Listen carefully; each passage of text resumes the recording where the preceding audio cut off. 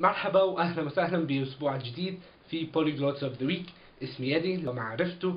واليوم اليوم مش يوم الاثنين بس راح تشوفوا هاي فيديو يوم الاثنين. ف I apologize for not making videos and things the past few weeks. It's been the end of the semester for me, and I was writing my master's thesis and other papers, and it's just been a mess, and I am sincerely sorry. So I'm back, hopefully for good now. My school year is done. Anyways, the theme this past week that I'm making a video for now is slang. Now, the issue with doing slang in Arabic is two things. The first one is that Arabic slang is much like Spanish slang, in that a word in one country can mean something completely different in another country, and you can just go everywhere with that.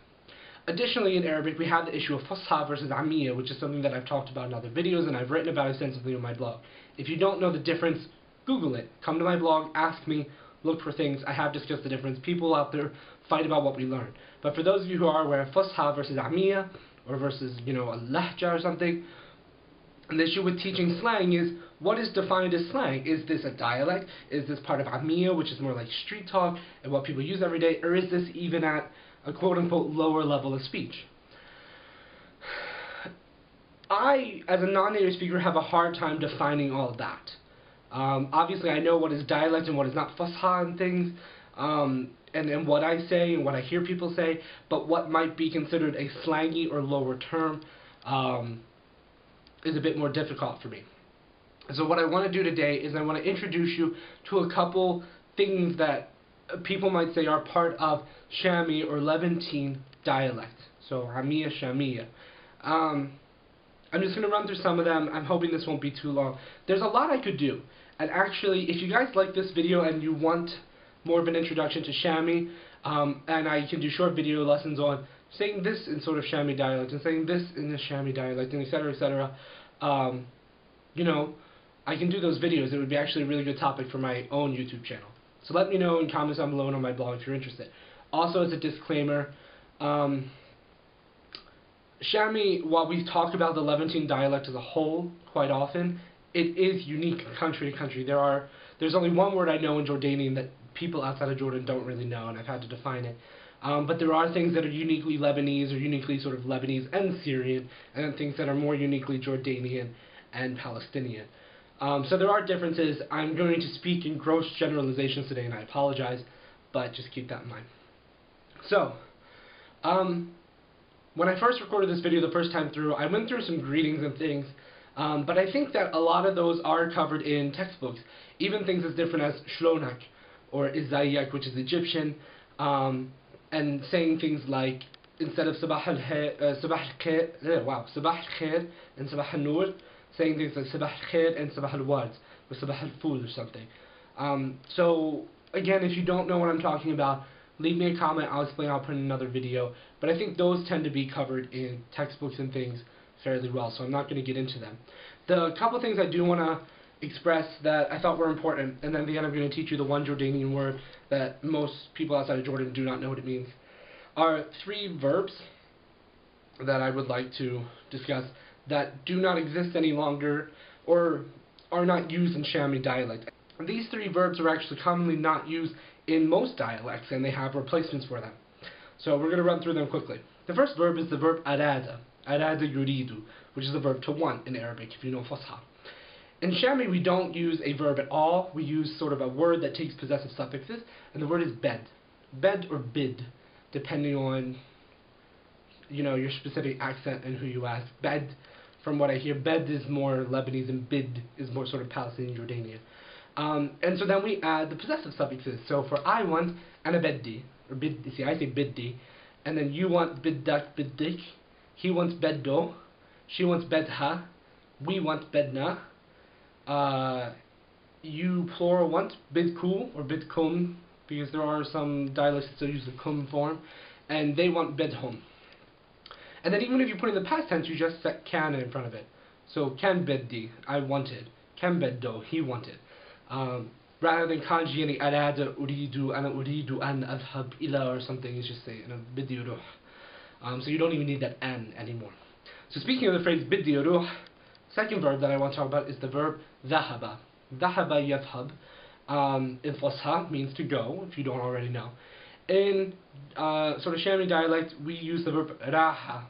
And raha comes from an actual Fusha word, but it's a very formal word, more classical Arabic in use. And now it's used to mean to go. So raha, ra, alif, ha, and it functions then exactly like a hollow verb. In that, so that in the present we say aruh and taruh and yuruh and naruh, and so that alif turns into a wow. So actually you would say something more like arabaruh and tatruh, humwe biruh. And so we do also put this ba in front of present tense verbs when they would be present tense, they would be mudara al-marfu'. But that's another thing to discuss that's interesting. People will still understand you even if you don't use that ba, so it's not the end of the world. But if you say dhahaba, like ana adhab or ana dhahabtu or something, that one's going to be a bit more, they're going to be like, oh, okay, foreigner, or you're speaking at this very high register that is completely unnecessary right now. Not using the ba, you can still get by and not be looked at as much. The third verb that I do want to talk about is the verb for to talk. The verb to say, qala, stays the same. We say al. Ana ba'ul, ana ultu, wa al. But when actually using the verb takallama, to speak or to talk or anything, we change the verb to the verb haka.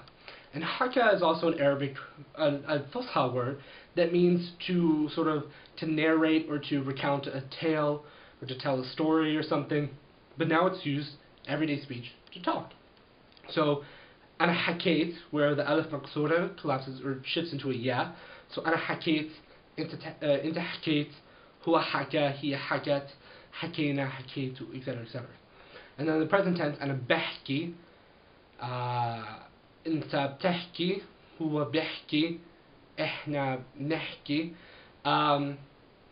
and that's what's used more often. You won't really have people come up to you and say هل تتكلموا اللغة العربية, or even just هل تتكلم اللغة العربية or تكلم اللغة العربية.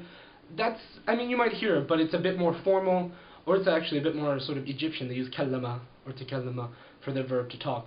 But in the Sham and sort of in the Levant, Bilad al-Sham, you'll hear somebody ask you like, "Tahki Arabi?" Like, do you speak Arabic? So those are the three major verbs that shift. There are a lot of other things we could talk about: sound shifts, vocabulary shifts, etc., grammar changes, but that's a lot to do. The one thing I also want to teach you is a word in Jordanian that I have learned that is purely Jordanian. A lot of Jordanian words are either sort of general, sort of Bedouin kind of terms, or they are, standard around the Levant.